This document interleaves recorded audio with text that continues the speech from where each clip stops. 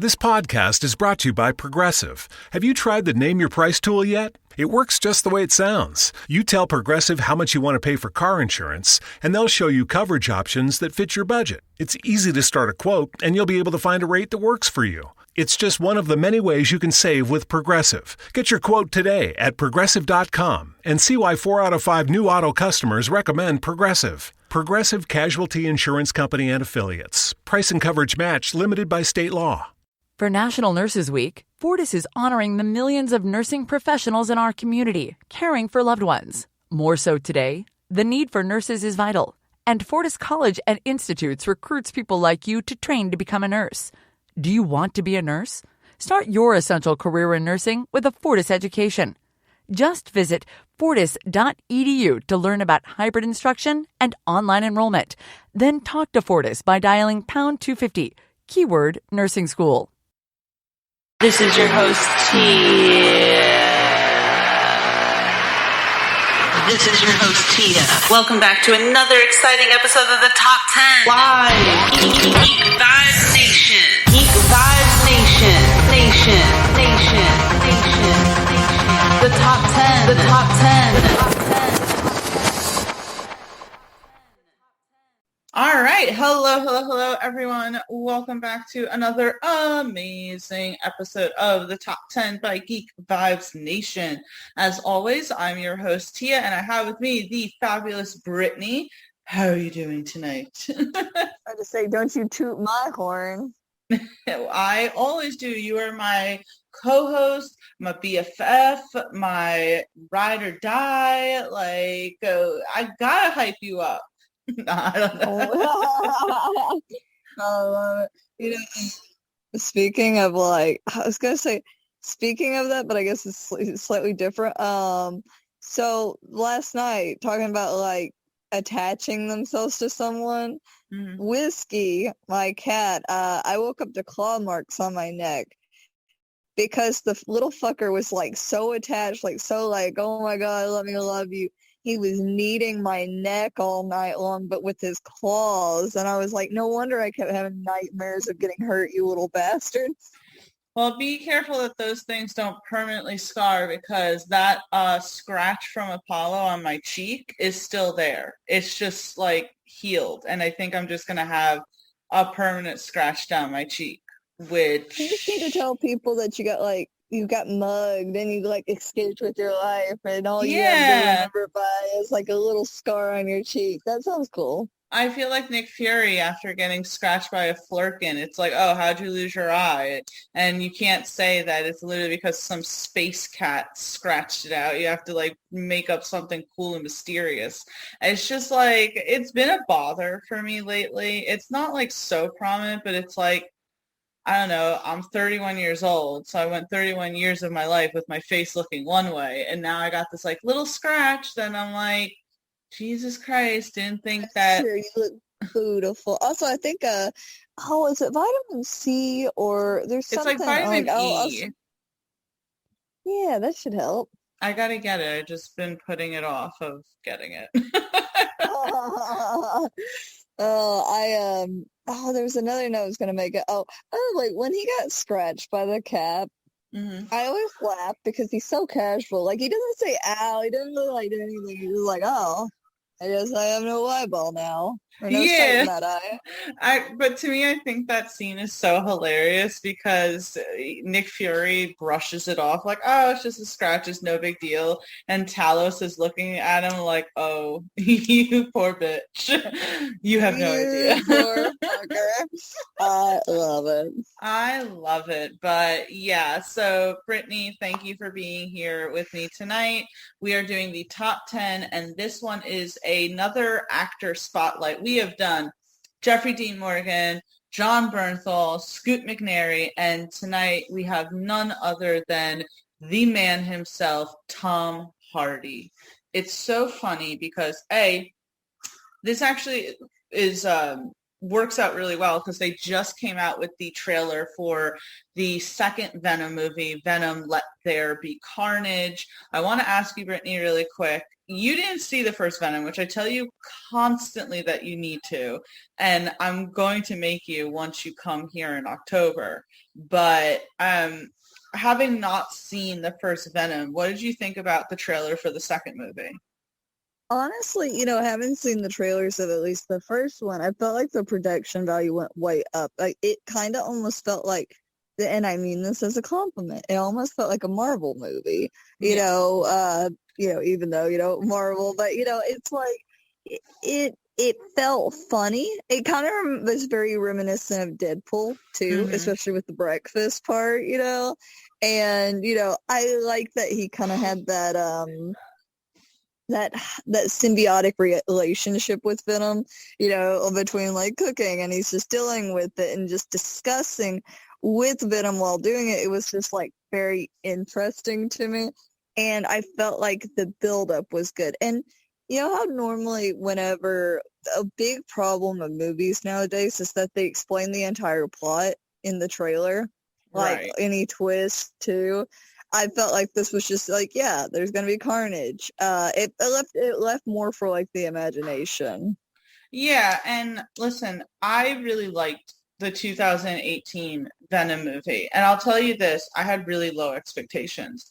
When the trailers came out for that first movie, I really wasn't excited. I wanted to be excited because I'm like, it's Tom Hardy, it's a comic book movie, it is a Marvel movie, even though it's Sony, not Disney. But I was like, I want to be excited for this, but there wasn't once where the trailers grabbed me.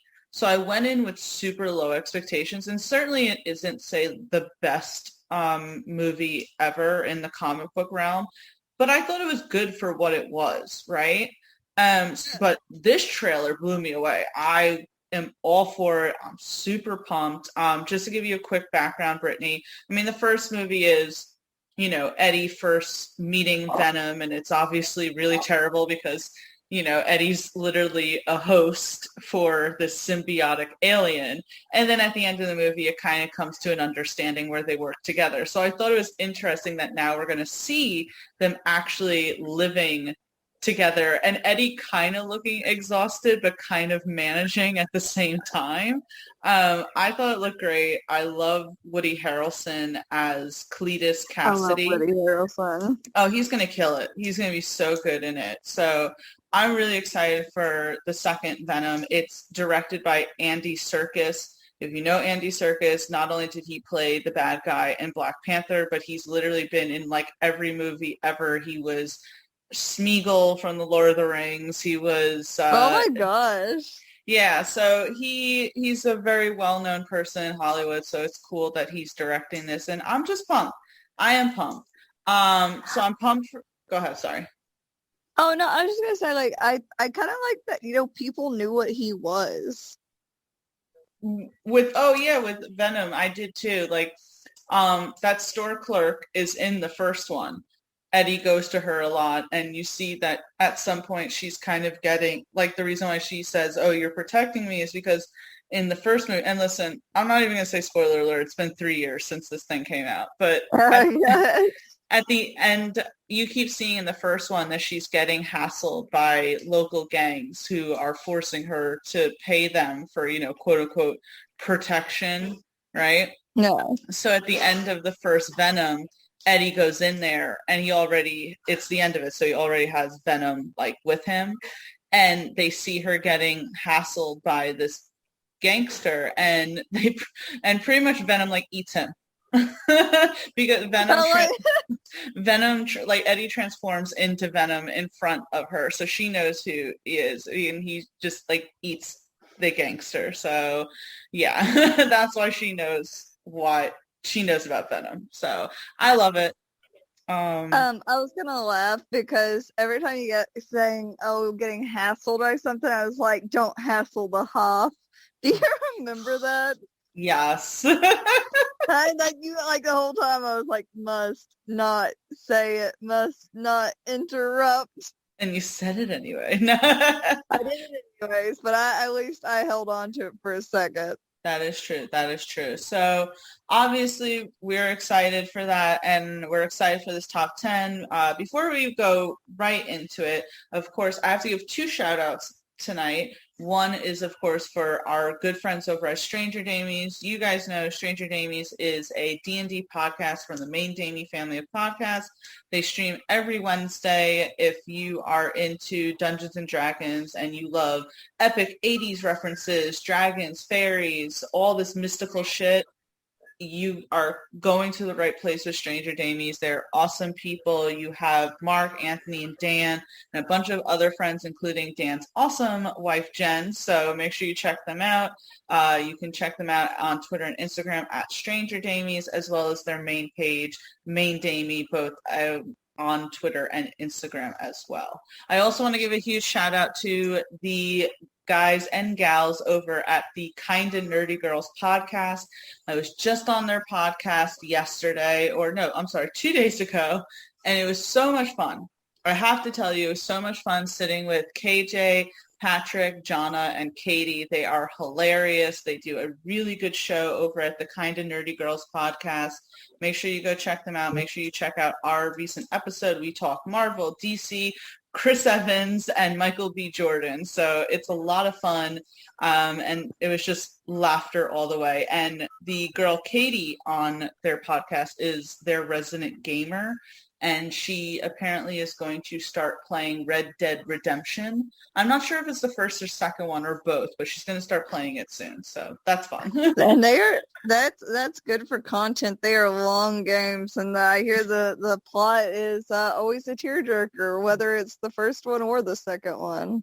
Funny enough, Red Dead Redemption comes from the same people who made GTA, so there you go. You're like, I'm used to having my emotions toyed with. Yeah, exactly. So yeah, anyway, please make sure you go check them out. I had a blast on their podcast on Saturday. So please check out, again, the Kinda Nerdy Girls podcast. They're amazing. They also have another podcast, Kinda Nerdy Dudes. It's all the same people. It's so much fun. They're so fantastic. So make sure you check them out. But speaking about fantastic podcasts, this top 10 is a fantastic podcast. Let's start this off. Top 10 Tom Hardy roles. Before I hand it off to you, Brittany, it's so funny. The other day, Paulie was watching Lawless, which is kind of what kicked off me saying, like, let's do a Tom Hardy podcast. It's so big.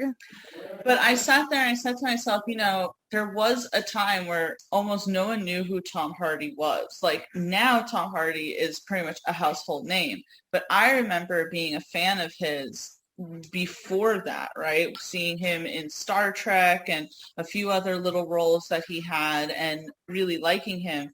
And when he was in the Batman movies and Lawless, I was like, this was the time that he suddenly started getting recognized. And then you see all these other people who are like, yeah, of course I know Tom Hardy. I'm like, but you didn't always. I knew Tom Hardy. Yeah, like, I knew him before he was cool. It's kind of like how I feel with John Bernthal. And I'm like, I feel like I was a fan of John Bernthal's before he really started becoming a household name. And it's like, it's cool. I'm glad that the public is getting wise. It's just like, it's like that scene in Mulan with Mushu where he's like, he's so proud of Mulan going off and, fighting the bad guys and everything. It's like, that's me. I'm just like getting my proud moment of like Tom Hardy and John Bernthal getting like popular. It just feels good. But anyway, Brittany, let's start this off. What's your number 10? Man, it's on my list, and you saying it, I'm almost torn to, I don't want to do it now or later. You know that our list is never in order. That is true. That is true. I think, can I go ahead and do Lawless? Yes, you can. I'm going to say, so this really, for me, was such like a kickoff because I love like these kind of old-timey Prohibition. I remember I watched it for the very first time with you when you came to Arkansas years ago. And I remember at the time, I was still like, I think I was like 19 or 20, and I was like still writing fan fiction. I had never wrote anything with like, human characters in it. It was always like, animated. And I remember this freaking movie took me by storm, and having Forrest in it, he was so, which coming off of it, like, oh, in the book, it's like, oh yeah, he's a thin man. And it's like, no, that dude's like about to pop through his fucking sweater. But I love that he was just such a silent, kind of like dark character, but it's like, oh, you almost mistake him, right? You almost mistake him for being like, oh, he's kind of quiet. He can't be bad. And it's like, dude, I know he's the main character, but remember when he beats the guy with the freaking knuckles? I love that. I do too. I was gonna say though, I think for me with Lawless, you remember during this movie, I would leave it on repeat. It was on Netflix once upon a time, and I would just watch this movie. Dude'd be like, what are you doing? I'm like, I'm watching Lawless. And the whole reason I watched it was because I loved Forrest so much in it. Have you met Howard? That was the scene. That was the scene that Polly was watching the other day where it was like, have you met Howard? Have you met Howard?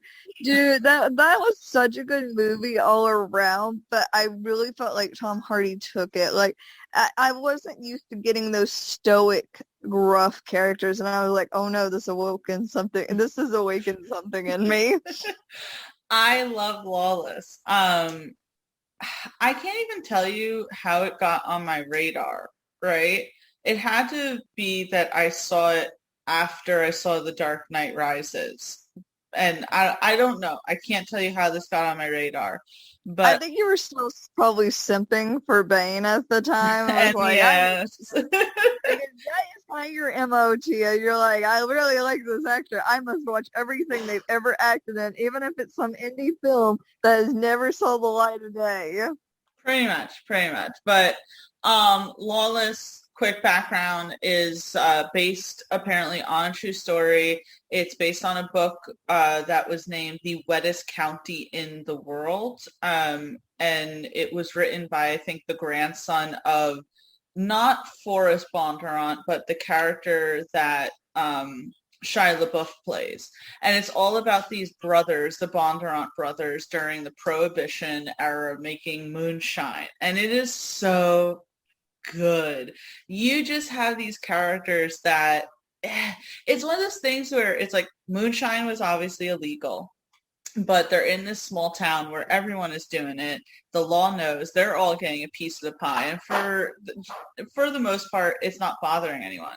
But then you get like this really big, asshole from Chicago that comes in who's trying to take down all the bootleggers, and the Bondurants are not budging. And Forrest is nearly indestructible. Like, there's all this lore around him because you literally can't kill him. I was gonna say, like, dude, that he was wearing, like, when people are like, oh, they're wearing plot armor, he was wearing plot armor, like, but like IRL. It's funny because in the book and apparently in real life, there were other things he survived, things they just didn't touch upon in the movie. Like, apparently logs fell on him and shit, and this guy was indestructible. But Tom Hardy is so good in this character for a character who doesn't say a lot, right? Forrest doesn't say a lot. He does grunt, but there's still so much character to him because you can tell what kind of man he is. He's very stoic, but he's also very protective of his family. And while he's stern at times, it's still that very, like, don't mess with my family sort of thing. And the best parts are between him and Jessica Chastain as Maggie. Because I was just about to say that. I'm sorry. I'm just saying, like, she's so full of life and it's so cute. Like, remember the scene where he keeps putting his hat on the table and she keeps moving it and putting it on the chair? Oh, I love that because the whole time you're like, oh, he's so gruff, and you can see her longingly looking at him, like when they're going to bed at night, and it's almost like just waiting for the invitation. It was so good. Oh my God, that scene where she goes into his bedroom and she's like, "Are you just gonna stare at me forever?" And I was like, "Oh!" Oh, that lady knows what to get when she wants. I love that whole movie. And fun fact before we go to the next one, as Brittany said, apparently from the book, Forrest was supposed to be a very lanky person because I think he came down with the Spanish flu when he was younger. And obviously Tom Hardy was not lanky. He was very big because he was just coming off of filming The Dark Knight Rises, right? And apparently, according to, behind the scenes facts, they put a bunch of sweaters on him because they were trying to mask how big he was. But I'm like, that just made him bigger. Oh, I was gonna say it only made him look like a fucking like monster. Like Tom Hardy as Forrest looked like a tank. Dude, I was fine with that. And that's like another thing for like acting chops when they're like, I don't care that you don't fully fit the part. You're perfect. He was perfect, and I loved that movie. Everything about it. I could still watch it to this day and enjoy it. So yeah, definitely Forrest Bondurant in Lawless is the perfect way to start this off. I'm going to get number 9. I'm trying to think like what order, even though we just said that there really isn't an order or anything. I'm going to do another movie that was one of his early ones that kind of people started recognizing him for, even though it wasn't as mainstream. And that's going to be Bronson. Now, I know, Brittany, Ooh, good one. I know that you didn't get through the movie and it wasn't necessarily your cup of tea, but I really liked this movie. So it's all about Tom Hardy as Charles Bronson, not the actor, the very famous English criminal who apparently was such a bad criminal that literally at some point they let him out of prison because he just fought all the time. I like when they're so bad that even the prison can't contain them. Yeah, they're like, oh my God, please leave. So this was all about the real life tale of Bronson. I just really loved what Tom Hardy did with this role, how he acted in it, where you had scenes where he's kind of talking to the camera and he's discussing why he did what he did with his life. The movie literally starts with him saying like all his life, all he wanted to do was be famous, but he couldn't act, he couldn't sing, he couldn't dance. The one thing he could do was fight. So he fought everyone and everything to the point where he became famous for it. That's relatable. And the thing is, in real life, I mean, he gets sentenced to not that much time because it was kind of like a petty theft thing that he gets sent to prison for. But because he literally cannot stop like starting fights in prison, they just keep sentencing him. And at one point, I think he was in solitary confinement for decades. And the crazy thing is that Tom Hardy actually went and spoke to the real Charles Bronson because I don't know if he's still alive now, but he was alive at the moment that they filmed the movie. So I kind of like that Tom Hardy went to those lengths of dedication to speak with him. Didn't he even say that the real dude was even like scarier in real life than he was like portraying him? I mean, probably, but I think according to interviews that the guy Bronson was like impressed that Tom Hardy came to him. So, I mean, that's cool, I guess. But I don't know. It was just such a wild character for Tom Hardy to play, and he really just went out there. And that's the thing. Like, Tom Hardy seems like one of those guys that, I don't know how to say it, but it's like you wouldn't think that he'd play such an eccentric character, but this character was super eccentric. I mean, at some point he's wearing face paint and he's like, making all these like crazy faces and everything. It was just really impressive. And the fight scenes are really good just because they're so freaking crazy. But I don't have like a whole lot to say about this movie or this role other than this was one of the early roles that I was introduced to as Tom Hardy, because at this point he didn't have a lot of mainstream roles for people to go back and watch. So this was like, oh, if you like Tom Hardy because you saw him in Lawless, you should check out Bronson because that shit's crazy. And it really freaking was. It really was. I remember like we were like watching, yeah, we would show me clips and everything, and I think I got through quite a bit of it, like not a lot, but like try to go through. But I was just like the pure brutality in it was like intense. And I can see why maybe it wouldn't be necessarily someone's, best. Yeah, I can see where it's not someone's cup of tea, but for me, it just because it was one of the first things that I saw Tom Hardy in, I'm always going to regard it quite high. And just because I think it showed that Tom has the ability to really change faces, essentially. Like, for me, we did a podcast where we talked about really versatile actors.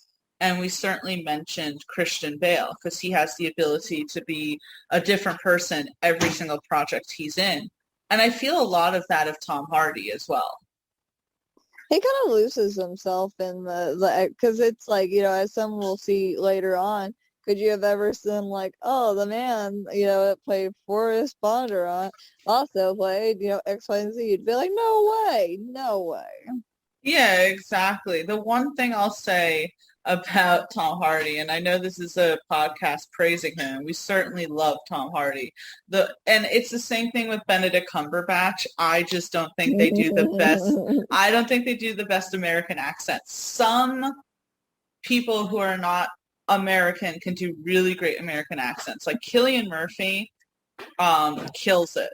Like Tom Holland kills it, but Tom Hardy and Benedict Cumberbatch don't always kill it. It's kind of like, so with what's his name? Oh, with Tom Holland. Mm-hmm. I forget all the time that he's not American because he loses, because I don't watch a lot of his interviews and stuff, and so whenever I'm like, oh yeah. And I sit there, but never once have I been like, oh yeah, Tom Hardy or Benedict Cumberbatch. To me, they're always like British or, English. Yeah, exactly. No, I forget Tom Holland is English all the time. And then you see him in interviews and it's like, oh shit, that's right. You're super proper. You know who also does a pretty good job masking their English accent? Henry Cavill. I think he does a fairly good job. He's not American? He's British. He's got a thick-ass British accent. You haven't ever watched The Witcher. I don't think I've ever heard him speak besides in a movie. Oh my God. Oh my God. I'll have to send you an interview with him so you can see. But before we move on, I wanted to make one distinction here because we're talking about English actors who can or can't do American accents. I do know, yes, that Cillian Murphy is Irish. That's why I said before, non-American actors doing American accents. I wanted to make sure I made that distinction because there's a very infamous interview from like 10 plus years ago where a guy is interviewing Tom Hardy and Cillian Murphy and literally says, so you guys are both from England? And they're like, no, Cillian's from Ireland. And he's like, yeah, so you're both English. And they're like, no, Cillian's from Ireland. So I just wanted to make sure that everyone knew that, yes, I know the difference. No, I already talked about that. Like, my thing is when people are like, what's the difference? And I'm like, you make us look really bad. It's like, what's the difference? It's like two different countries, two different locations, two different cultures, two different everything. It's like, you're making us look really stupid that you don't know what the difference is between England and Ireland. That would be like somebody looking at me and you and going, well, you're both New Yorkers. And it's like, do I look like that? Is that do I sound like I'm you know, like, you know what I mean? It's just, I don't know. I just remember that interview because I was like, this is the most awkward thing ever. And now that I do interviews with actors, I understand sometimes being very nervous and kind of like flubbing every once in a while. But I feel like I wouldn't have made that mistake. Watch me say that and I actually make a mistake like that later on. But anyway, let's move on. Brittany, what's your number 8? My number 8 is going to be, let me see here. I'm gonna go with The Revenant, with John Fitzgerald. You mean the performance that should have won an Oscar? Right. Wait, I thought Leonardo DiCaprio did win one from this one. Are you talking about for Tom Hardy? That's what I'm saying. Tom Hardy deserved that award over Leo. Oh, buddy. No, he I didn't expect him to play such a great villain in this because I had heard stories at the time before I'd even watched the movie. They're like, oh yeah, that bear is the main villain.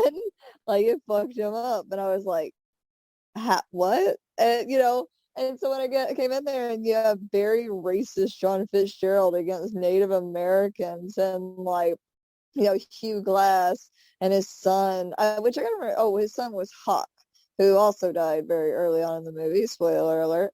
But kind of the catalyst for this. But John Fitzgerald for me was such, I'm trying to think of the word. It was a lot different than I felt that Tom Hardy normally did. Because sometimes he gets the pretty act, he gets the villain, he gets this, and it's like, this dude was like rough. But he was villainous in a way that wasn't like completely out there at the beginning. You know what I mean? Like, he was very conniving, but almost in the way of like he really had Jim Bridger, Will Poulter's character. Very convinced, like, yes, they were murdered, blah, blah, blah, it's fine, let's run, we gotta go. And it's like, no, John Fitzgerald, that's not it at all. And I love his story of getting, like, scalped, and that was another reason for, like, his prejudice, but it's like, he was always covering his head, and I'm like, you probably deserved it, buddo. When you think back on it, you're like, you know what, you deserve that. But, Right. I remember seeing The Revenant in theaters. I saw it with my friend Emma, and that bear scene was rough, by the way. That bear scene was really rough. Yeah, oh my God. But I remember, and so, listen, like, Leonardo DiCaprio is a fantastic actor, and he's been deserving an Oscar for years. It's just, it wasn't that movie. There are so many other movies that he deserved an Oscar over. And when you look at that movie, like, Tom Hardy was acting his ass off, because you're right, he was an asshole. He was conniving the entire time. When he sat there and he was trying to convince Will Poulter's character that the two of them had died and that they need to move on, I was like, you son of a bitch. But I thought he got a very deserving end, because wasn't it that he went down the river and it literally led him to a group of Native Americans, and it kind of was like, all right, good, now go kill this dude. Go. Yeah, like, I think it was the same group that, correct me if I'm wrong, because Leonardo DiCaprio's character ends up saving that Native American girl that's being raped by the French guys. And so they, but I don't know if he was working with them or if they were already mad because of the last situation and getting her back or what, but it was very fitting. Yeah, I forget. It's been a really long time since I've seen the movie, so I don't want to be quoted on a lot of it. But, oh God, yeah. You know what I'm saying? Like, that movie was so crazy because a lot of it was, I don't want to say a lot of it was dragging on, but a lot of it was no dialogue and a lot of scenery and things like that. And then you had these moments that were so almost casually violent. Does that make sense? Where it's like, yes. It out of nowhere, Leonardo DiCaprio is getting mauled by a bear. And then out of nowhere, It's just a scene, and then this girl is getting horrifically sexually assaulted, and it's like, what is this movie? Yeah, but that was like it was very jarring in the way they did it. You know, it's almost like the Quentin Tarantino's where it's like you know that it's gonna be bloody, but when it kind of gets you like you're like everything's safe and wonderful, and you're like, oh no, never mind, it's a Quentin Tarantino movie, nothing's gonna be fine, something awful's going to happen. Something awful is going to happen. I'm in danger. I'm in danger. No, but I really like you putting down John Fitzgerald from The Revenant. I think that was one of Tom Hardy's standout performances, and I just wish it had gotten recognized a little more, but I think due to Leo being there and obviously the Academy pushing so much for him to get an Oscar, I think that outshined the actual performance that deserved an award. Do you feel that obviously, his acting was amazing in it, but do you feel like they almost gave it to him then just because of the jokes constantly about, oh, when's he going to get his? He's always been slept on. He never got, his boys a running joke. Because I feel like there were so many other things that he deserved it even more for than this movie. Because, people talk about it, but it's not constantly talked about like it used to be. Because at least, like, say, with, like, Silence of the Lamb, you still hear about it. You know what I mean? It still gets brought up casually as, like, oh, but you don't hear it as much now. So I'm almost like, it was a great movie, but do you feel that this was the movie that he should have gotten it for? Or, should he just gotten it way back with Titanic? So I'll tell you this, that The Revenant is not memorable at all. It's a completely not memorable movie. I think it'll be one of those movies that gets lost in time. And that's just my opinion about it. It's not something... I can agree with that. I'm pulling up Leonardo DiCaprio's filmography, so I can tell you exactly all the movies that he deserved to win over The Revenant. And it's definitely going to be Titanic, The Basketball Diaries, The Departed, Shutter Island, Inception, Django Unchained, The Wolf of Wall Street. Those, even Once Upon a Time in Hollywood, which is really not my favorite at all Quentin Tarantino movie, but even that movie he deserved it over. So I just gave you a bunch of movies that he deserved an Oscar. Gangs of New York, The Aviator, like so many other movies that he should have won. Must I go on? Must I go on? It's like I really can't, because it's literally, I do feel that the Academy just threw him the award. They're like, oh my God, we hear you people. You're talking constantly every year about how, oh, laugh it up, Leo's never going to get his Oscar. And it's like, all right, look, we gave him his freaking Oscar.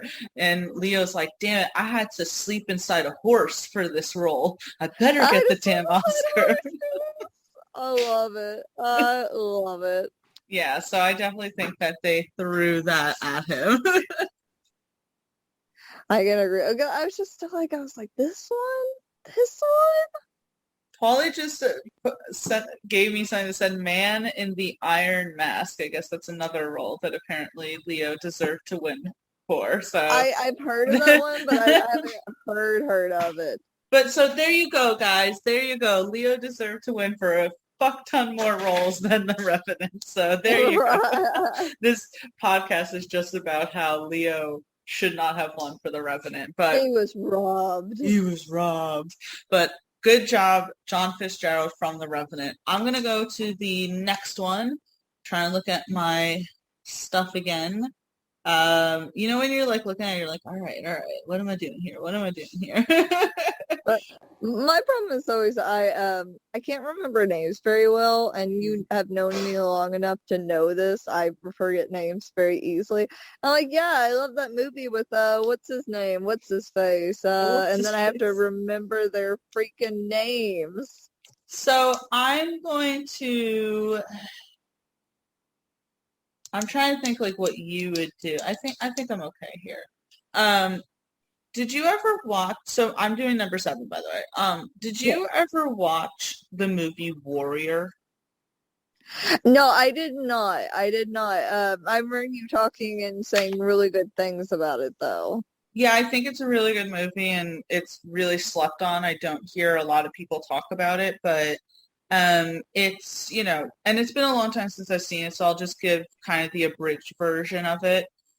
You have Tom Hardy who plays Tommy, and he is an MMA fighter. He's a former soldier who you find out later went AWOL and is kind of wanted because he abandoned the military.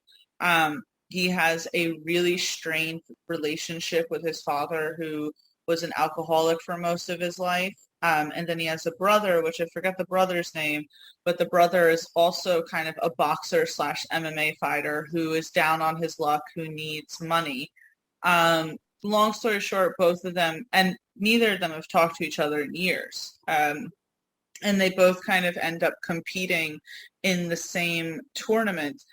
And it's this very emotional movie that has Tom Hardy dealing with strained relationships from both sides, both with his brother and with his father, especially the scenes with his father.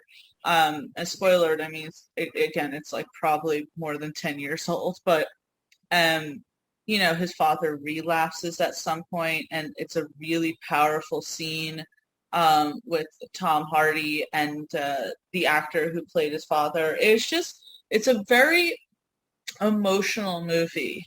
And you sit there and go, oh, it's about MMA, so it's going to be focused mostly on the fighting. The fighting is such a minimal part of the actual movie. It's really about these two brothers' relationship that are so strained, because I believe the whole thing is that Tom Hardy's character, Tommy, stayed with the father while the other brother went with the mom. So Tommy feels this resentment of, I had to sit here with our alcoholic father, deal with him while you went and had this nice little life where now you're a teacher, you have a wife, you have children, you have this really great life. And, because you didn't have to stay where it was ugly, pretty much. Yeah. Oh, man. Yeah, it's very emotional. I'll give a spoiler where, the brothers do end up, reconciling, because they have to face, of course, they're in the same tournament. What do you think? Of course, they're going to face each other at the end, but it's really emotional because the brother doesn't want to fight. He's like, this is my brother. I don't want to fight him. And the whole thing's really emotional as well because it gets televised, which puts Tommy in a bad light because the military is like, hey, isn't that dude who just abandoned his post a few years ago and we've been wanting?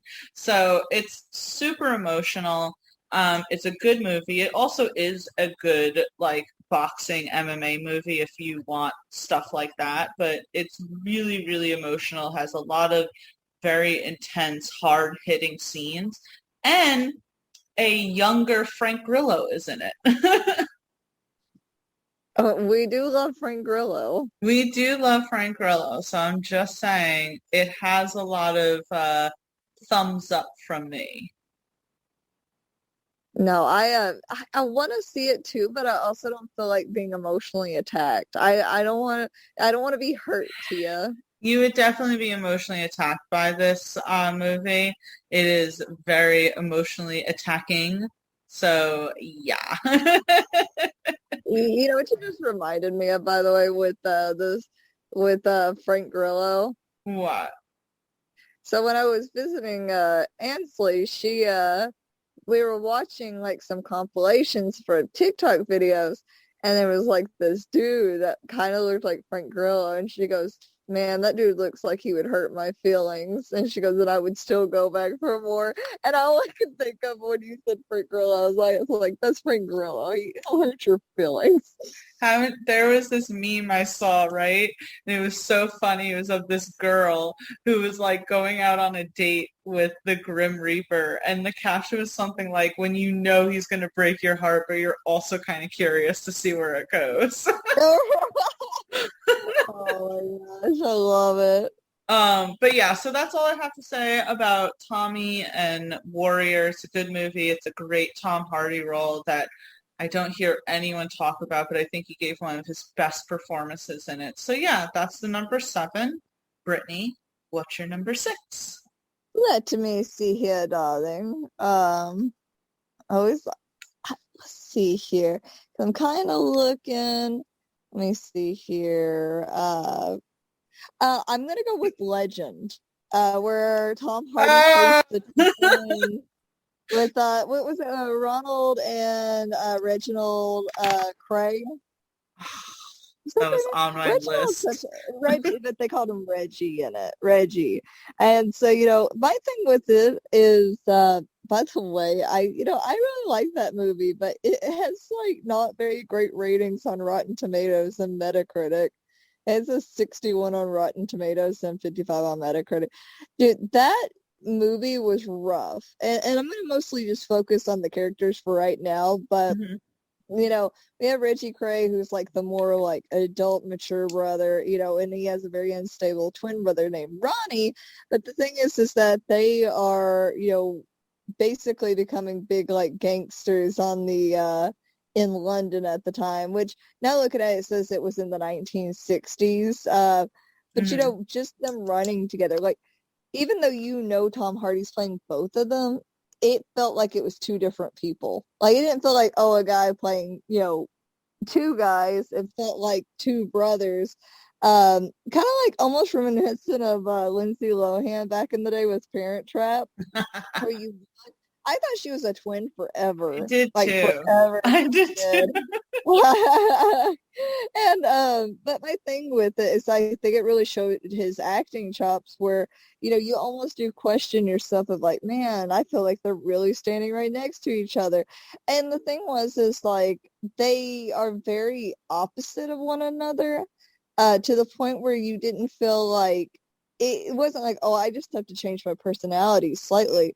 It's like, no, we're going to have to do an entire, like, you know, overhaul to get across the other brother. But I don't know. The movie was very intense. I will say that whenever Reggie, like, beats his wife or his girlfriend at the time, and just, like, the sheer abuse the family put that one girl through always stresses me out and makes me sick. It's the reason I haven't rewatched the movie.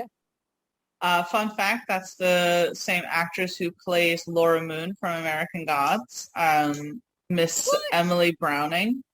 That's Laura. No! Why is she always getting hurt in movies? I know. Baby, are you okay? Do you need help?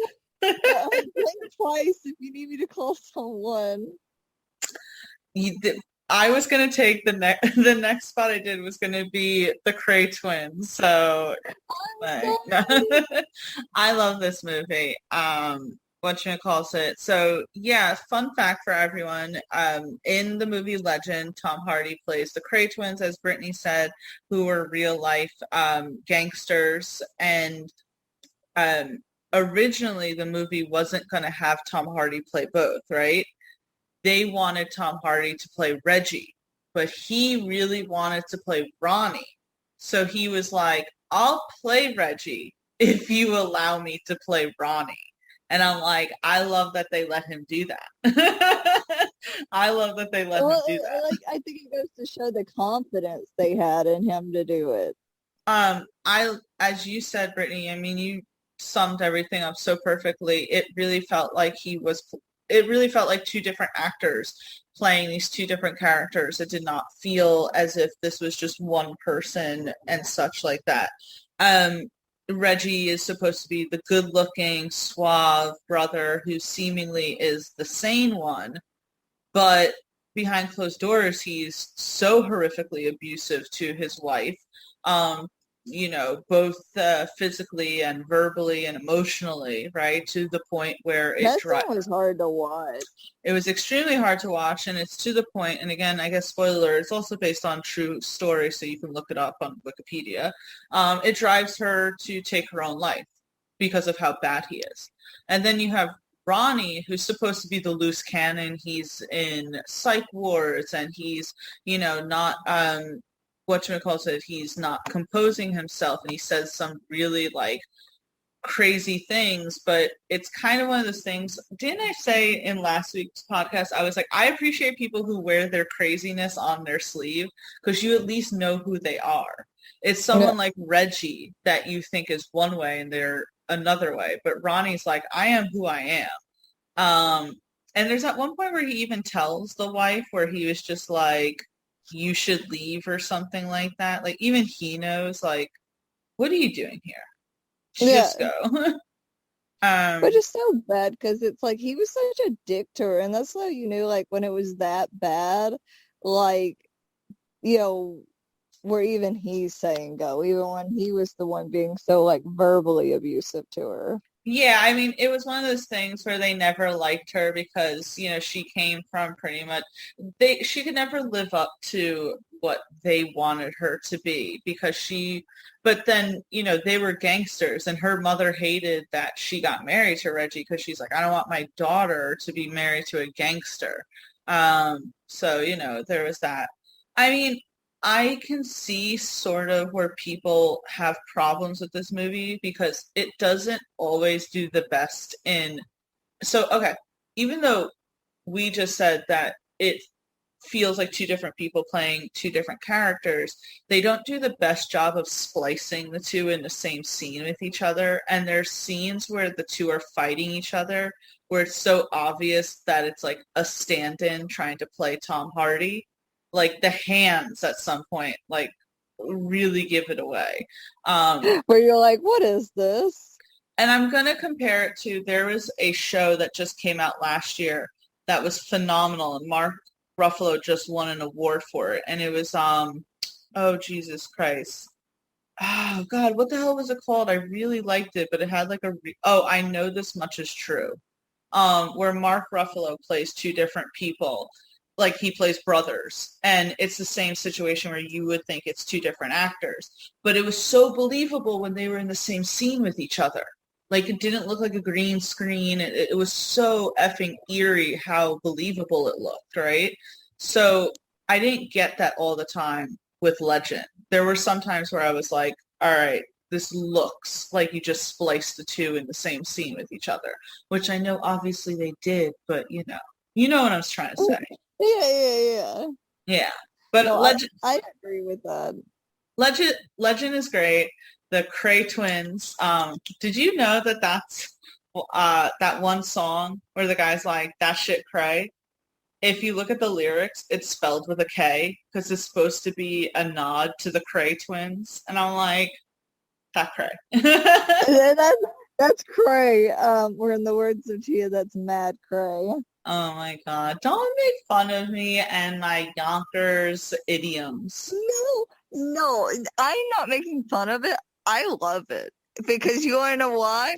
I've started saying mad at work. I said something was mad stupid the other day, and they looked at me like I was fucking crazy. So I am not making fun of you. I'm just letting you know I like it. I constantly send Brittany translations of Yonkers speak. If you're say something like, yo, you good? Or something's brick outside, or I sent her constantly all the time because as much as say I try to speak corporate because I've been in a lot of corporate situations, you can't take the Yonkers out of the girl. There's certain words and speech that I have acquired through my years of living in Yonkers, and I guess you can't remove it. But just like, listen, Brittany, who's from the South, could be brought up here and live here for 20 years, and I bet you she'd still say y'all. I would probably say y'all for it. I will say, I've gotten a little more of an accent again, having, especially one thing I saw that drew it more out was playing those games where I do a really silly, like, I'm real Southern kind of voice. And it, like, started to meld my mouth back into, like, pronouncing things a certain way. But the thing was, I will say, when I went to New York, like, I was holding a conversation with a lady, and she was like, oh, you're going back home to Yonkers. Not saying I sound like I was from the North, but just like, there wasn't much like anything until I said y'all. And the lady said, are you from Texas? And I was like, no, well, close enough. Yeah, sure. I'm from Texas. Can I tell you a quick scene? And yes, I'm going to put the disclaimer out right now. It's from Sex and the City. I don't care. All right? You should just, but it reminds me of this so much. So quick backstory, right? I know it's like, what does this have anything to do with Tom Hardy? But I have to say it really quick, okay? So there's at some point in Sex and the City where the main character, Carrie, is dating this guy, and his last name is Berger. So I don't even remember what his first name was because he's Berger, right? And Berger. And Berger is a fellow writer, and he just had this book published, and he gives it to Carrie because Carrie's a writer as well. This podcast is brought to you by Progressive. Have you tried the Name Your Price tool yet? It works just the way it sounds. You tell Progressive how much you want to pay for car insurance, and they'll show you coverage options that fit your budget. It's easy to start a quote, and you'll be able to find a rate that works for you. It's just one of the many ways you can save with Progressive. Get your quote today at Progressive.com and see why 4 out of 5 new auto customers recommend Progressive. Progressive Casualty Insurance Company and Affiliates. Price and coverage match limited by state law. And he wants her to read it and tell him like what she thought. And she loves it. She says that she read it in one day. It was perfect. She loved everything. And she's trying to tease him and say the one thing that's unrealistic is that you have this woman who's supposed to be from New York City, born and raised, very fashionable, living in the upper East Side. And you have her going out wearing a scrunchie. And he's like, what's wrong with wearing a scrunchie? And she's like, no person who's actually from New York City would be caught dead outside wearing a scrunchie. And he's like, you wear a scrunchie. She's like, yeah, at home to wash my face. She's like, I wouldn't go out to a bar like that.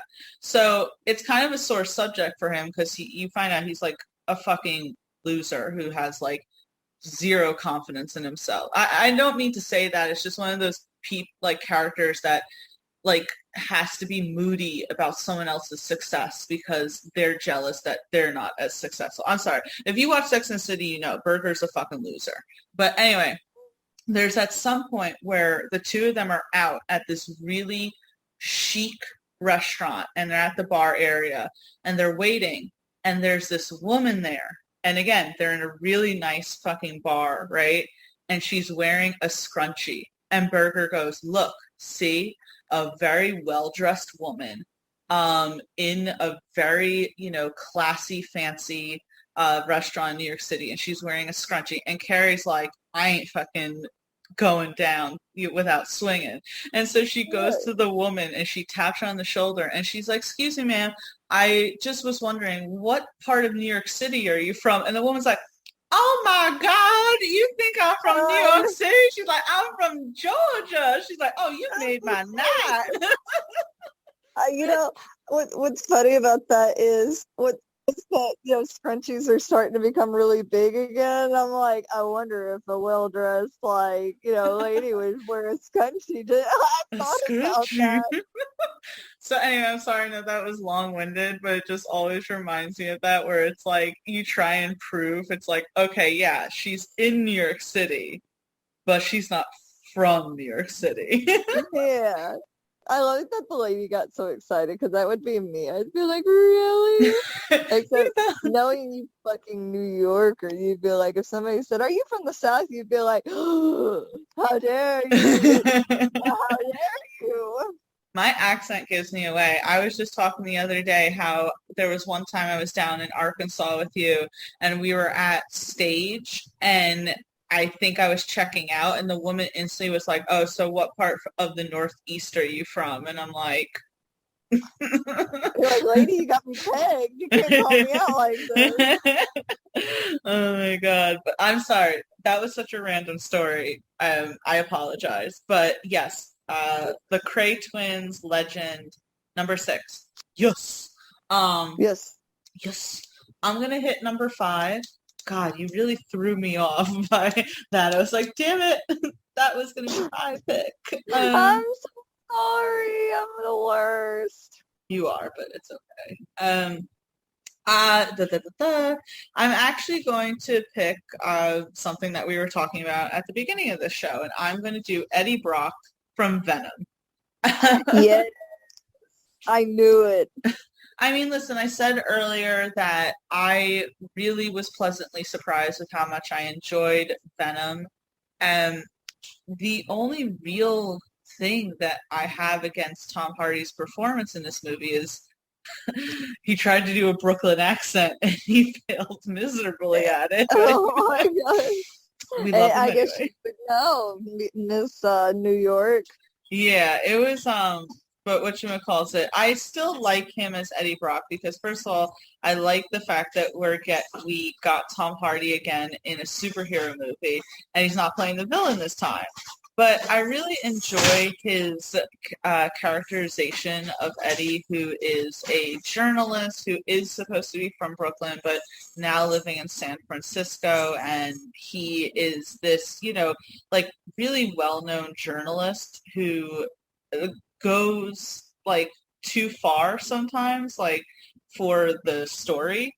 And in the movie, when he snoops too much, he gets obviously...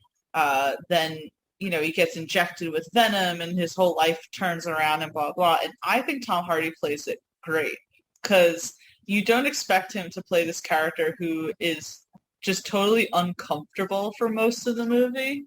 And he is. He's like completely uncomfortable because he has literally an alien symbiote inside of him trying to like, I guess, just chill. He just seems tired. Like when I see clips, he just seems tired. He is tired, like all the time, but it's so funny. So I really like his character a lot in it. I enjoyed his character in general in Venom, and I liked the fight scenes. I liked the story of his. I liked even his romantic story with his like ex and shit like that. It's just an enjoyable role. And apparently he took it because his kid really wanted him to take it. Like at first he was kind of like, oh, do I want to be in another comic book movie? And his kid was like, you have to be Venom. Like, what's wrong with you? I forget that he has kids. I do too sometimes. Go ahead, sorry. I think it's really private though, so I guess that would make sense. Tom Hardy's definitely one of those people who chooses to keep his private life private, which, I mean, I have to totally respect, Whatchamacallit. But, yeah, did you know, by the way, so not only does he play Eddie in the movie, but he does also voice Venom, which is really funny because, yeah, I think that's hilarious, personally, because Venom's like, Venom. Yeah, like his voice throughout, like, when I was watching the trailer, I was like, that's exactly him. He's very guttural. Have you ever watched the movie? I think it was called House Bunny with Anna Faris. What'd you say? Did you ever watch the movie that came out years ago? It was called House Bunny with Anna Faris. Why does it sound so familiar? Let me look it up. You explain, I'll look it up. I mean, it's just one of those like silly movies, but there's several scenes in it where the main character played by Anna Faris, like the way she remembers people's names is by repeating it in a voice like that. So if we met and you're like, my name's Brittany, and I'd be like, Brittany. And it's like, oh, that's just how. Oh, no. Yeah, so she does that in the movie where she's like, Allison. And so whenever Venom talks, it just reminds me of that. I always love, it makes me think of Batman where he's like, I'm the Batman. I'm the Batman. I'm the Batman. Martha! Oh yeah, we were definitely taking jabs at DC when I was on the Kind of Nerdy Girls podcast. It's funny you say that because I was riding with my boss, who's the IT director at the college, right? Mm-hmm. And there was a lady, one of the professors, she was jogging, and her name is Martha. And as we go by, I went, Martha! Martha! That fucking movie was terrible. I know, and yet I could go on forever with my shitty talk about that. But anyway, yeah, I don't know. There's something about the character Eddie Brock. I just think that it's a good character. I really am happy that Tom Hardy is doing it.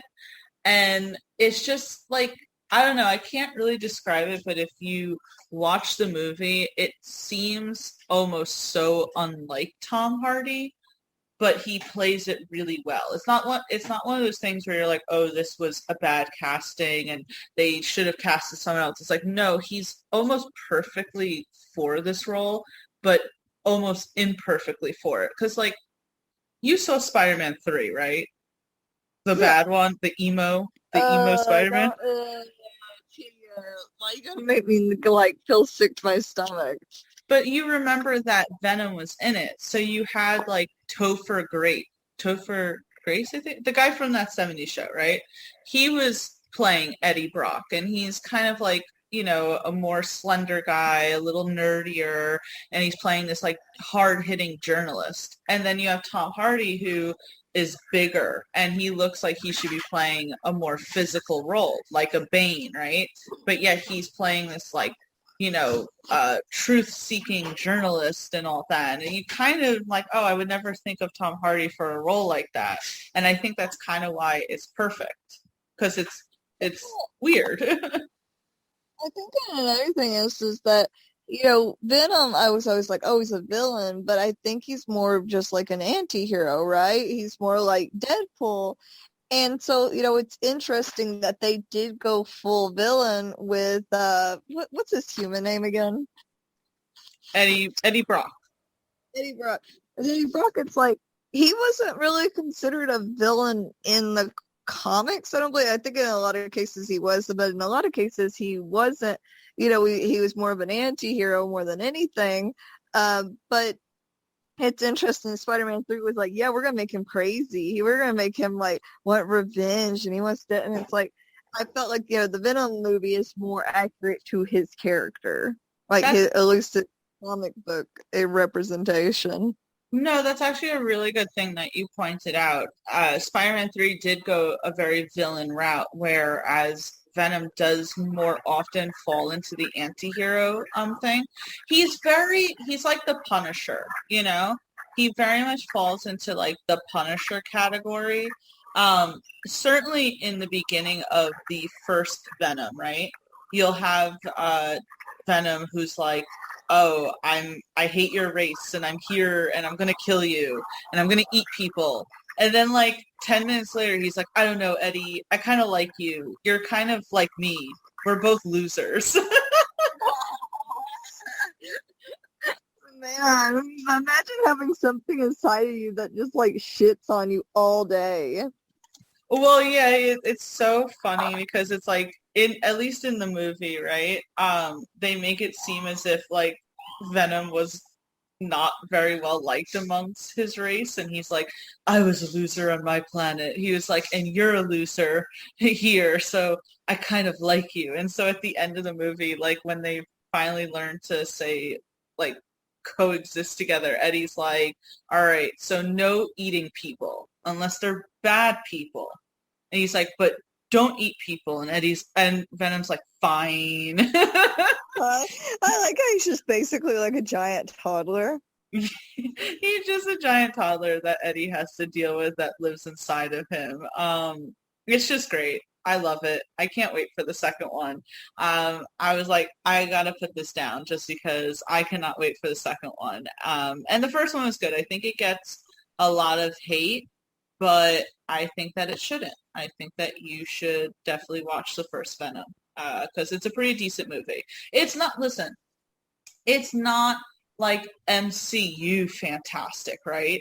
But I think that it's a pretty promising movie, and I gotta tell you, it's one of my favorite Stan Lee cameos in the first Venom. So, yeah.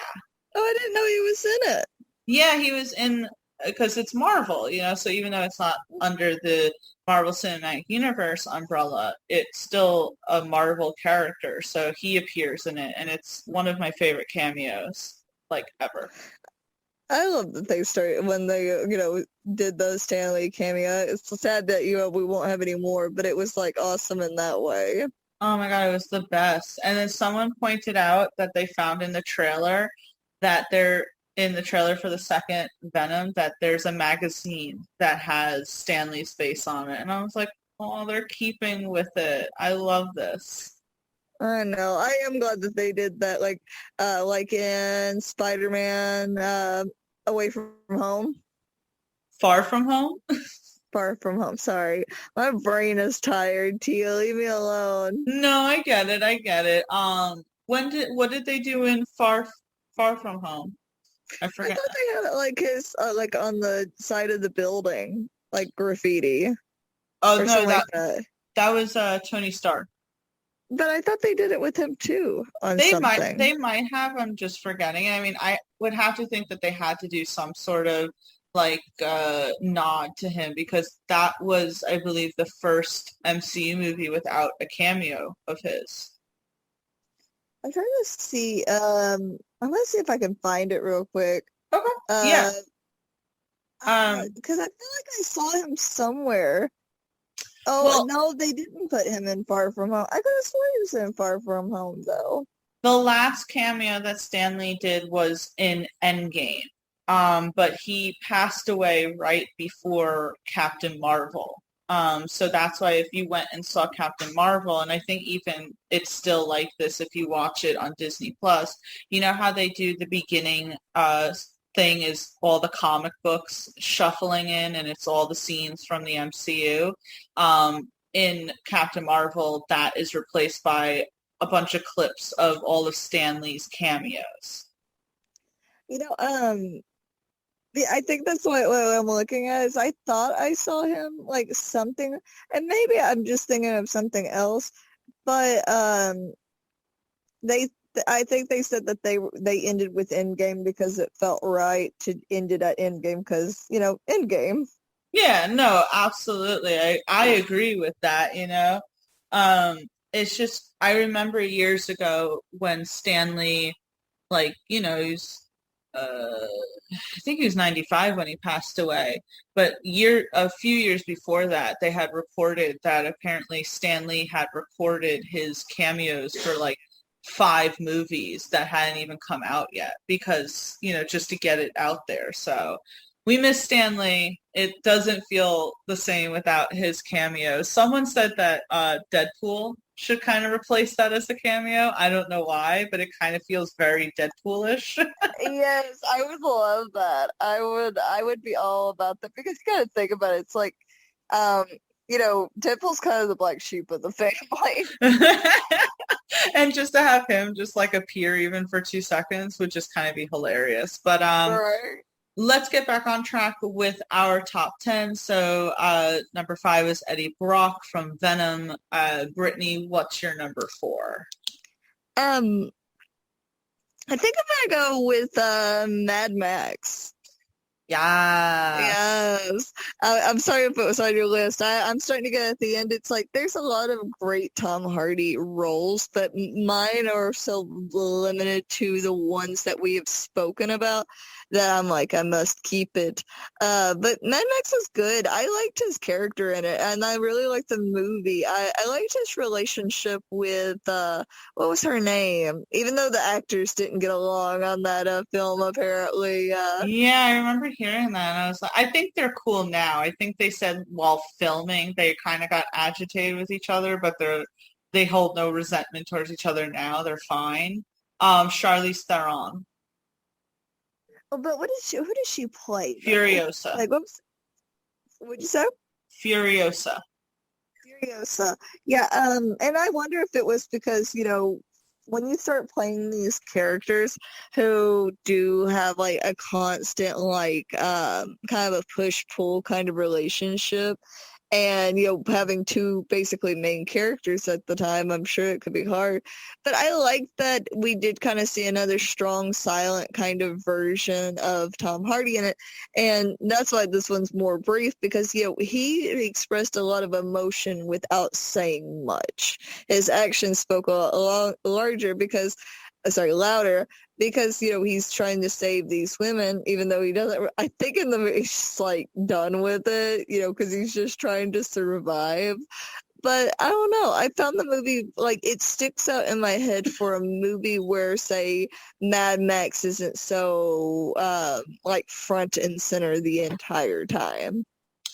Yeah, I really loved Mad Max Fury Road. I thought Tom Hardy did a fantastic job in this very silent character that you could still tell what his, say, convictions were and who he was. I loved his fighting. Those scenes, like the scenes where he's fighting Furiosa and shit, are just so fucking good. I love, like, it's just like, didn't you tell he had this, like, it was called Fury Road, and he had this very, like, furious face on the whole time. I loved it. So could you imagine doing the filming there? It's so hot.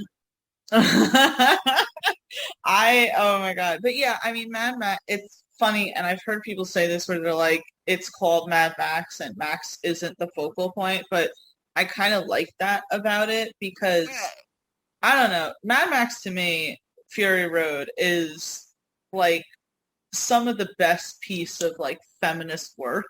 I'm gonna just put that out there and say that. I thought it was fucking phenomenal. The whole entire story of all Furiosa and all of the wives just running and, like, reclaiming their individuality and their freedom. I don't care. I love that shit. And I love Tom Hardy being along for the ride. One of my favorite scenes is where Furiosa literally uses his shoulder as a gun rest. I don't know if you remember that. Wait, what yes I do. Yes I do. Yeah, to me, I'm like, that's one of the best scenes in the movie because he's so casual about it. He's like, oh yeah, cool. This, like, gun is literally resting right next to my ear. It's fine. It's fine. It's totally not gonna deafen me. It's cool. You know, as someone who, like, has shot off guns before and has been in a gun range, I can't imagine how loud that would be. Right? He's like, maybe that's why he's so quiet. He's like, I've had too many gunshots near my head, and now I just kind of vibe. He can't hear anything. That's the secret to it. That's why he just doesn't talk.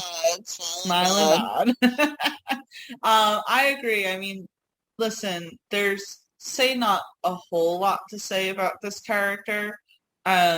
Just that I really enjoyed him being a part of this franchise. I loved the look of him. I loved his characterization.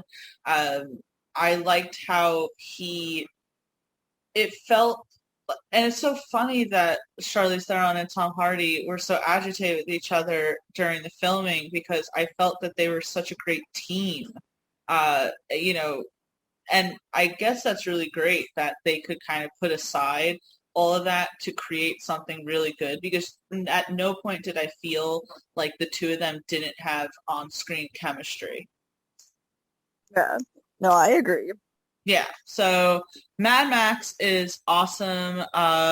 Definitely one of Tom Hardy's more iconic roles. I agree with you, Brittany.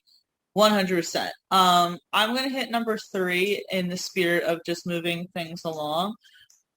I don't know who to put because I feel like I kind of know who your number 2. Give me the first letter of your number 2. I can find something else if No, it's... I want to know. It's going to start with a B. Okay, it's going to start with a B. Okay, so my number 3, so I know how to then work what my number 1 is going to be. So my number 3 is going to be James from Taboo because oh my god, I didn't even think about, oh my god. I'm so mad at myself. Holy shit. I just had to remind myself. And I've watched every episode. I'm obsessed with it. Me and Aaron have oftentimes, sorry to interrupt, but me and Aaron oftentimes were like, is the new season coming out yet? Like, when's that happening? And I'm just like, I didn't even think of it. Oh my god. Okay, continue. You know what? I want you to actually go onto it and we can share this one together. James from Taboo. Yes, it's like Tom Hardy. It's been years because he's also like the executive producer and stuff. It's like, where's the new season? Come on. Oh my God, it's so good because it's like you have James, who's assumed to be dead, and it's like you have him basically coming back from the dead. It's very like old Victorian, like very like what's it called again? The trading company, the tea. Oh, what was it called? Isn't it like the Indian Trading Company or something like that? Yeah, but I thought it was like the East Indian Trading Company or something like that. You could be But right. But they were dealing with tea. It's like they were very like large at this point. Like most things being, the route throughout where they were going was very like profitable for them to the point where they were like becoming on par with the king. And it's like just James just pop up out of nowhere, looking for a freaking deed for this piece of land that would allow him, which I'm not going to go fully into because spoiler alert. But it's like he's so intense, very like, and you find out, I think it's like his mother was Native American, and his mother was given to his father as like, part of a trade, trading guns and all that stuff and beads and, and got this deed of land plus a wife out of it. And they talk all the time like, oh, the mother was crazy, all this stuff. And it's like, they almost kind of are like, oh yeah, pass the sickness on to James. And then you have the, spoiler alert, James is fucking his sister. They're not even, I think they're half siblings. They're which half doesn't make siblings. it better. Doesn't make it better, but they're half siblings. That's like the new taboo, and they're like, oh yeah, they're step siblings. Well, in this, they're half siblings, so they took it a step further. They're not full on Jamie and Cersei Lannister, but they're like halfway there. Yeah. They're halfway there basically, and it's like his sister has an abusive husband who's like desperately trying to get her pregnant, and he's like jealous of James coming back into the picture because I think there's like a part of him like later on, yeah, he knows and everything, but there's a part that's like very jealous of like, oh, there's another man in her life. But it's like James is it's very almost like a more modern version. Well, not even a more modern version. It would be at the same point of time as, say, like Pirates of the Caribbean, just more on land. Yeah. Whatchamacallit? What's so funny? It's like you hear the name of the show and you're like, oh, Taboo. And you get caught up in the whole James being this very like dark character, and it's takes place in Victorian era, and he's trying to get his land back, and you got the whole thing with the trading company, that you don't realize that the whole like name of the series, the whole theme is that he's in love with his sister. And it's like, oh, that's why it's called Taboo. Because he's like doing naughty things with his sister. Yeah, it's like, oh yeah, this is just as bad as we thought it was. But whatchamacallit, Tom Hardy plays his character so well. And I know your next pick will go into this, but like James is such a dangerous character, and I think one of the most dangerous characters that Tom Hardy has ever played, because the sheer force of him, and I mean when he stares at you and you feel as if this man has actually no soul at all when he plays, and it's like it's just so almost inhuman to a degree. It's so like dark, and the whole show gives you chills the entire time. But Tom Hardy's so great in this role, and it's one of his best, and like it stands out the most really in his filmography. And I think that's because he mostly created this. Like it was him, Stephen Knight, and Tom Hardy's father who created the show. So I think that it wasn't one of those things where he was having to, adjust a character through someone else's writing. It was like he literally made the character for him to play. So it's like he knew already what kind of character he wanted to play in this. Pretty awesome, though. It is awesome. So yeah, James is going to be our number 3 pick. Brittany, drum roll for what your number 2 is, because I already know what it's going to be, but it is one of the best Tom Hardy. I already know it is. It's one of the best Tom Hardy roles. It's the Tom Hardy role that put Tom Hardy on the map for mainstream public, so please take it away. You know, I'm gonna have to go with Bane. Yes! I'm gonna have to go with Bane. I think, like, he was so terrifying. I remember going to the movies to see it, like, the Batman movie, and because I always get them mixed up. It's Dark Knight Rises, right? Yeah. Dark Knight Rises? Yeah. Well, in that situation, it's like, I remember Ansley went with me, and she was horrified the entire movie. She did not want to finish the movie. Like, it fucked her up. She did not like it. And I knew it was going to be bad when, like, Bane, like, looks up, and Bane is what was freaking her the fuck out. And with the plane crash scene at the beginning, I was like, Bane's a bad motherfucker. And the voice he did for it is so iconic. People still try to do the fucking Bane voice. Like, I was gonna jokingly did it, and then I, like, yeeted out of the attempt. So if I sounded weird, you know why. It wasn't the phone. It was me being stupid.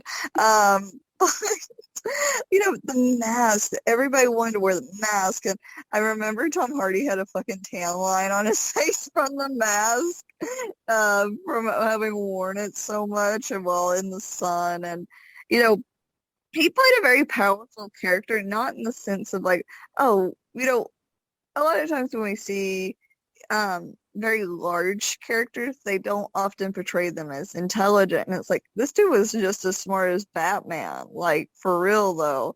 I think his worst thing was leaving Batman alive when he broke his back. If he had killed him, it would have been all done for. So it's kind of like, in this point, was he beaten by Batman, or was he beaten by his own bad mistakes?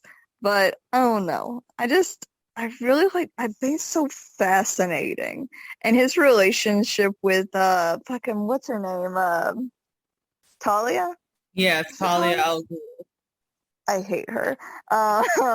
In reality, you can say that Bane died because he was simping over Talia. She's like basically like, die for me. Right? It's like, bitch. I love Bane. Like, I love the Christopher Nolan trilogy, right? Batman Begins, great.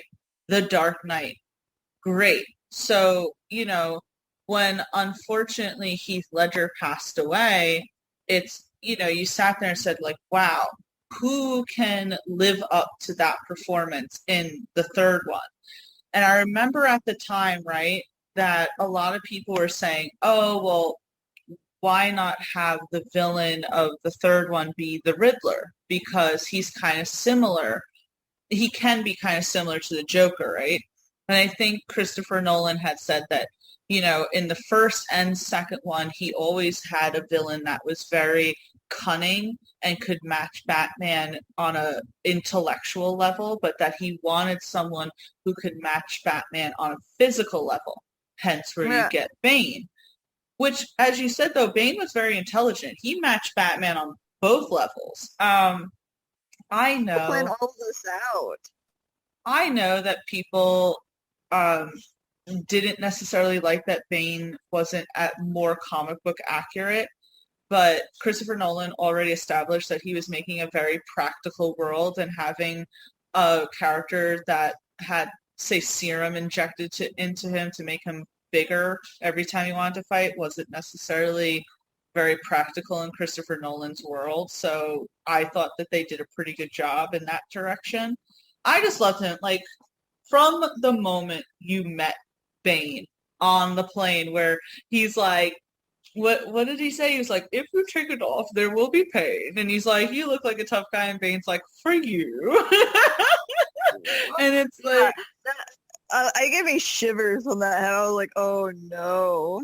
My thing that gave me shivers in that scene is when they're getting off the plane and the one guy goes to go with him and Bane's like, they'll be looking for people in the wreckage. And the guy like just sits back down and you sit there and it's like, oh, he just fully told that guy that someone has to die. And the guy was just like, okay. And you sit there and you go, oh, shit. Shit. Good for him. They're really committed to this whole thing. Bane was he had so many great lines. I went back and rewatched The Dark Knight Rises probably like last year. And when they go to the stock exchange and the one guy's like, you know, there's no money here. You're not going to rob anyone. And he's pretty much like, what do you think all you guys are doing? Pretty much. Like so many great lines. And I always remember, Ben Mendelsohn is in the movie as John Daggett. And he's like, telling him like, I hired you. I gave you money. I brought you in. And when Bane just puts his hand on his shoulder and he's like, you think this gives you power? And I'm like, oh. But my thing is like when he just he doesn't put it on him hard. No, he just gently rests it. Like just to show, like so good. Yeah, there's so many iconic lines. And when he's beating up Batman and he breaks his back and you're like, fuck. Bane was so good. I loved it. I loved everything about it. I love that he ad-libbed that little line about the kids singing where he's like, what a beautiful voice.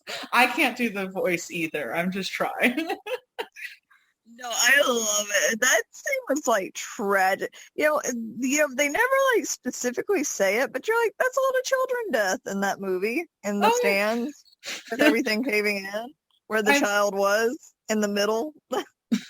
Listen, Bane was going to kill everyone, because that's the thing. He tells everyone that he's going to close them off, and they're all going to like be there for like a few months and shit like that. But Bane never has any intention of letting anyone live or get off the island. He's going to kill them. He just wants everyone to kind of almost have that false hope. And yeah, his whole thing was that he was doing it for Talia, who wanted revenge for her father's death by Batman's hands. And it's like, in reality, Bane was a simp for Talia. And remember, she like when she said like you have to stay here or something, and he's just like looking at her like, and that's another thing is that Christopher Nolan hired Tom Hardy because he said, the mask is going to cover someone's face most of the movie, so you need someone who can portray emotion with their eyes. And he's like, I don't know anyone better at doing that than Tom Hardy. And I'm like, that's amazing, because Tom Hardy wasn't even that big at that point. So for him to be like, I know who this guy is, and I know that he can do this, is just amazing. Oh, I loved it. And I said, it's like the voice was great. Everything just made it up perfect. Can I tell you one last thing? I love fun facts about these movies. I think they're such great movies. There's an interview where they're interviewing Tom Hardy, and he got so happy when he said the first day on set when Christian Bale came out as Batman in the costume, and he's like, I was so giddy. That's Batman. It's like, oh. And it's like, Christian Bale is known as being a method actor, so he probably was like, I'm gonna fuck this dude up. And it's like Tom Hardy's like, yes, please fuck me. Yeah, right. Fight me. Fight me. Fight me. Yeah, Bane is great. I love it. It's such an iconic role of Tom Hardy's. I think it's amazing. I don't care that it's not comic book accurate. I don't give a shit. It's such a great performance. And yeah, can I tell you, the year of that, going to Comic-Con, everyone was dressed up as Bane. I get you, because I could, what came out right before, we went and saw Suicide Squad together, and I think that was a Comic-Con, and I think, like, everyone was Harley's, too. Oh, yeah, no, first of all, let me tell you that Harley was always popular at New York Comic Con, even before Suicide Squad came out, because I attended a few before that. But the year that Suicide Squad came out, everyone was that version of Harley. You know, before then it was more of the Batman the Animated Series version or the Arkham games version of Harley. But once that movie came out, then everyone was dressed like that version of Harley. Shit. Yeah. But yeah, so Bane, great. We are down to our number one spot. As always, you know, I got to go through everything before we get to number one. And we have Forrest from Lawless, Bronson from Bronson, John Fitzgerald from The Revenant, Tommy from Warrior, Ronnie and Reggie Cray from Legend, Eddie Brock from Venom, Max from Mad Max, James from Taboo, Bane from The Dark Knight Rises. And I'm surprised, Brittany, that you didn't take this one, but I'm taking it. And it's going to be Alfie Solomon from Peaky Blinders. Bro, what were all these fucking ones? I was trying to refresh my memory. Oh my god. I'm gonna go throw myself off a bridge. Holy shit. You gotta go on Wikipedia and just scroll. That's what I do. Dude, I'm just depressed now. Yeah, so you fucker, you're so giddy about it too. You're so giddy about it too, you monster. Do not let Tia fool you. You hear that laugh? That evil laugh? Yeah, that's her true nature. That's the laugh. I know she's actually pretty fucking amused with herself, you fucker.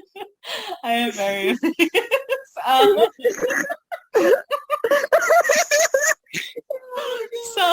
Stop.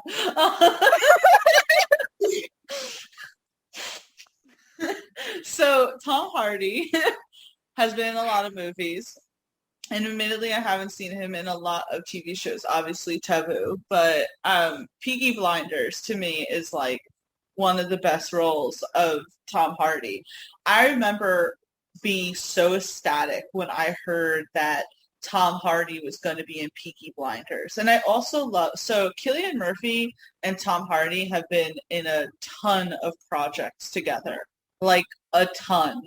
And so the fact that they were like reunited in this show is so cool. So, you know, Peaky Blinders, you can check it out on Netflix. It's fantastic. You know, stars Cillian Murphy, yada, yada, yada. You have the first season. First season's good. Second season, Killian's character, Tommy, is trying to expand. And he meets this guy, Alfie, played by Tom Hardy, who is fucking amazing.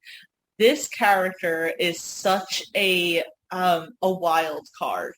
You never know where Alfie's mindset is going to be. He could be just joking around and then suddenly pointing his gun at you.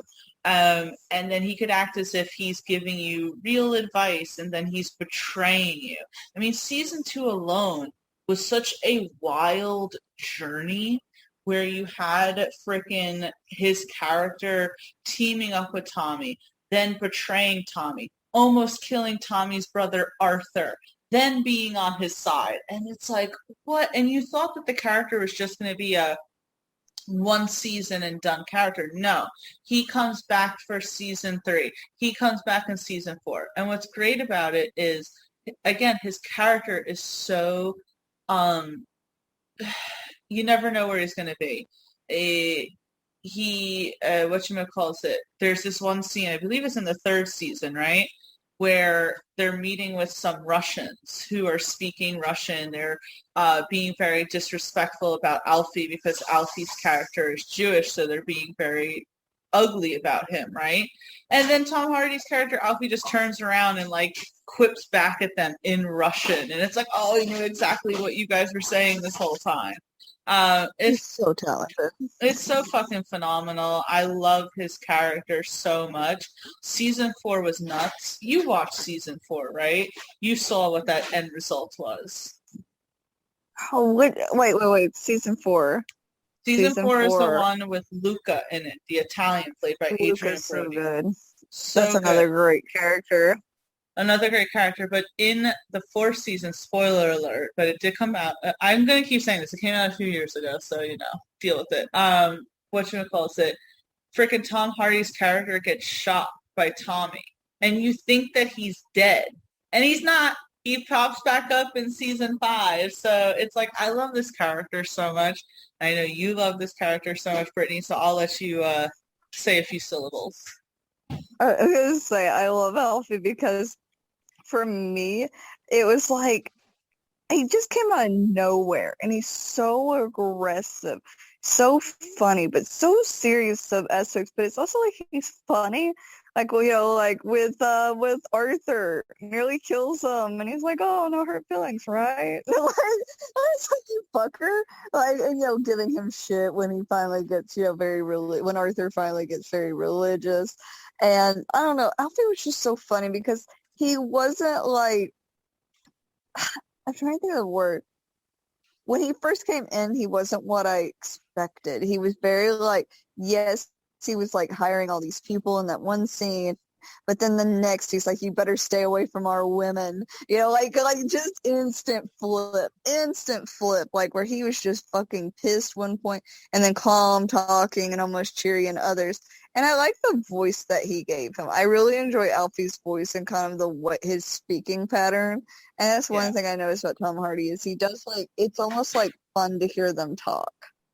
Yeah, no, it's really great what he crafted with Alfie because it's not how he speaks as any other character. And what I particularly like about Alfie is that, you have Tommy who is very serious and very, war-torn. But he's, he has his convictions as well. But it's almost like even though he's been in this world for a long time doing what he does, it still feels as if Alfie has some sort of seniority over him because he still sometimes is like, Tommy, you don't know what you're getting into. Like, you're being, you need to simmer down now. And there's even a scene that I really like between them where Alfie does something in season 3, I think, or season 4. I can't remember which season it is, but he kind of it's kind of another betrayal, right? And Tommy's kind of getting on him. And, I think something happened to his, kid or something like that. And Tommy, yells at him. And Alfie's like, how could you get upset? How many fathers have you executed? How many, mothers and kids and this and that have you left without loved ones? He's like, how dare you get on me when you've done equally as horrible shit, And they kind of have this big explosive, and then Alfie kind of turns around and he's like, I'm sorry, I actually didn't know it had something to do with your kid. Like, I am sorry about that. And it's like, it's just such a good dynamic between the two of them. And what's funny is if it had been anyone else, Tommy would have tried to kill him. But in that scene, it was like, okay, they kind of were like bygones. Like, because you could tell they were actually truly friends.